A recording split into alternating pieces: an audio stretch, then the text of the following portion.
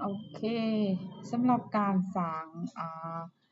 แบบสอบถามออนไลน์เราก็สามารถปฏิบัติคือกันกับการสร้างบทสอบเสียงออนไลน์เนาะเราเข้าไปที่อ่า Chrome ในโทรศัพท์มือถือเนาะเข้าไปเว็บเบราว์เซอร์แล้วเข้าไปแอป Google App นี่แล้วเราก็ไปเลือกหาฟอร์มคือเก่าเนาะจากนั้นเราก็เลือกเบราว์เซอร์ที่เราจะใช้งานเนาะโอเคแล้วเราก็ใส่ว่าแบบสอบถามชื่อนี่ต้องเขียนหัวข้อนี่ต้องเขียนตามที่เรามีตัวจริงเนาะแบบสอบถามประเมินความคิดเห็น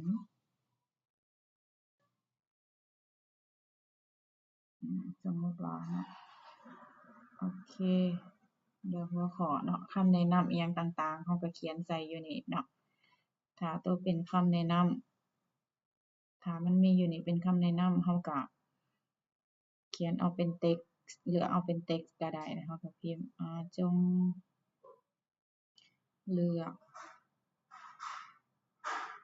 ระดับ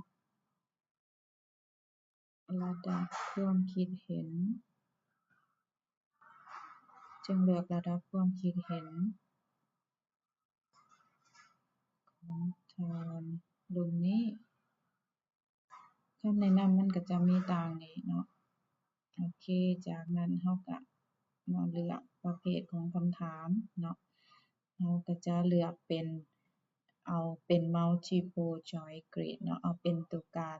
จับเม็ดเก่าจับนี่เนาะจากนั้นเราก็มาเขียน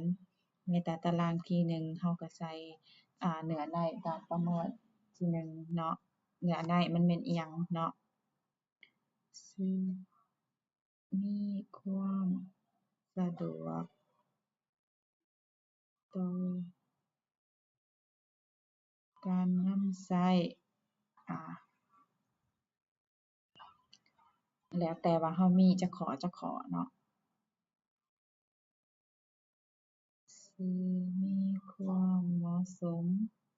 อันนี้อาจารย์เฮ็ดเป็นตัวอย่างซื่อๆเนาะถ้าพวกเรามีรูปแบบของแบบสอบถามเราก็ใส่ระดับประเมิน5